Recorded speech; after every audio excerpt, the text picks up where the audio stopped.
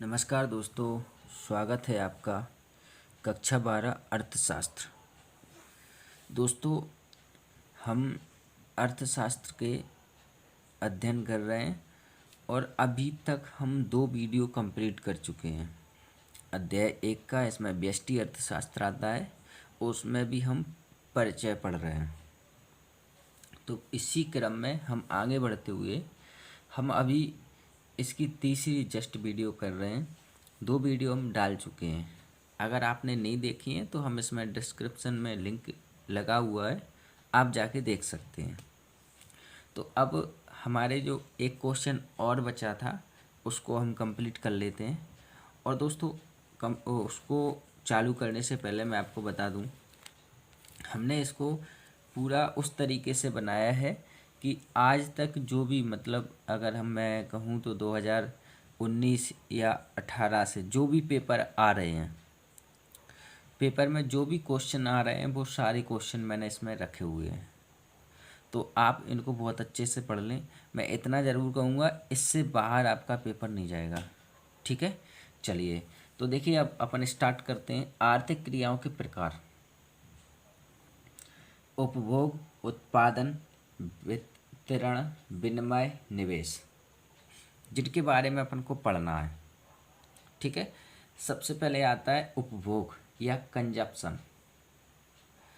इसको कहेंगे उपभोग वह आर्थिक क्रिया है जिसमें व्यक्तिगत तथा सामूहिक आवश्यकताओं की संतुष्टि के लिए वस्तुओं और सेवाओं की उपयोगिता का उपयोग किया जाता है, जैसे भोजन करना, कपड़े पहनना, रोटी खाना, शिक्षक द्वारा पढ़ाना आदि क्या होता है, उपभोग में आ जाता है।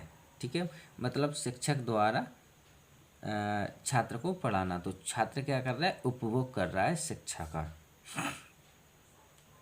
तीसरा आता है आपका प्रोडक्शन, उत्पादन। ठीक है, इसमें आएगा उत्पादन वह आर्थिक क्रिया है जिसका संबंध वस्तुओं तथा सेवाओं की उपयोगिता या मूल्य में वृद्धि करने से है, जैसे दर्जी के द्वारा कपड़े से शर्ट तैयार करना, बढ़ई द्वारा लकड़ी काटकर कुर्सी टेबल बनाना आदि। आदि आपका किस में आता है, उत्पादन में आता है। अब आगे आता है आपका वितरण, यानी कि डिस्ट्रीब्यूशन। उत्पादन के विभिन्न साधन संयुक्त रूप से मिलकर धन या आय का उत्पादन करते हैं। इन साधनों के मध्य इस धन का बंटवारा किस प्रकार से हो, यह वितरण की समस्या होती है। वितरण के अंतर्गत भूमि को लगान, श्रम को मजदूरी, पूंजी पर ब्याज, साहसी को लाभ या हानि की प्राप्ति हो सकती है। अगला आता है आपका विनिमय या एक्सचेंज। मानव की असीम आवश्यकताएं होती हैं, वह उन आवश्यकताओं की पूर्ति स्वयं के द्वारा उत्पादित वस्तुओं से नहीं कर सकते हैं, अतः वह अपनी वस्तुओं या सेवा के बदले में दूसरों से उन वस्तुओं को प्राप्त करता है। अब विनिमय का पूरा काम मुद्रा द्वारा होने लगा है। जैसे अगर हम एग्जाम्पल दें अगर आपको, तो एक किसान है, किसान अनाज उगाता है, लेकिन उसको कपड़े भी पहनने हैं, तो कपड़े थोड़ी ना वो उगाता है, यानी कि कपड़े के लिए वो क्या करेगा, अनाज बेचकर कपड़े लाएगा। उसकी जो जो भी अदर ज़रूरतें होती हैं वो क्या करता है, वो अनाज को बेचता है और अपनी ज़रूरतों की चीज़ों को लाता है। उसी को हम क्या कहते हैं, विनिमय कहते हैं। ठीक है, अगला है निवेश या इन्वेस्टमेंट। निवेश वह आर्थिक क्रिया है जिसका संबंध भविष्य में वस्तुओं तथा सेवाओं के उत्पादन के लिए पूंजीगत वस्तुओं के उत्पादन से है, जैसे कपड़े सिलने की सिलाई मशीन का खरीदना।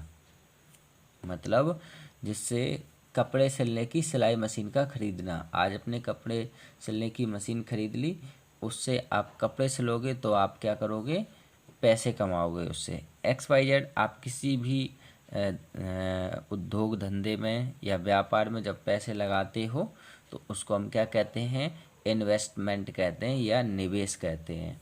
अगला क्वेश्चन है आपका राजस्व, ये इसके प्रकार में नहीं आता है, ठीक है।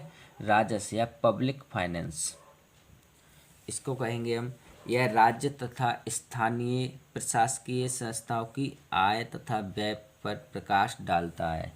इसके अतिरिक्त यह विभाग कर लगाने के सिद्धांतों का भी अध्ययन करता है।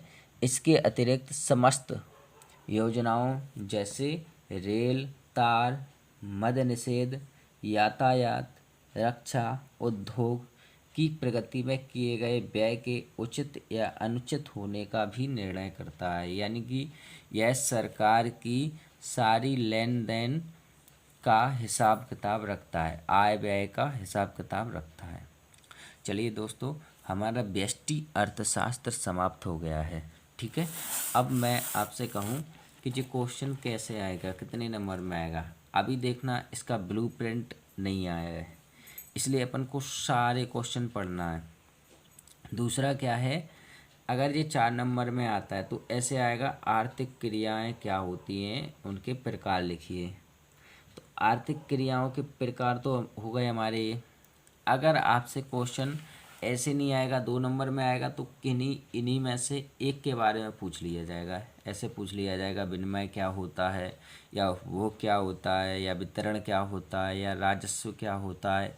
ये 2 नंबर में आपसे पूछ लिए जाते हैं, ठीक है। तो चलिए, अपना व्यष्टि अर्थशास्त्र एक परिचय अध्याय 1 समाप्त हो चुका है। अब अपन अगली वीडियो में पढ़ेंगे अध्याय 2। यहाँ तक के लिए धन्यवाद।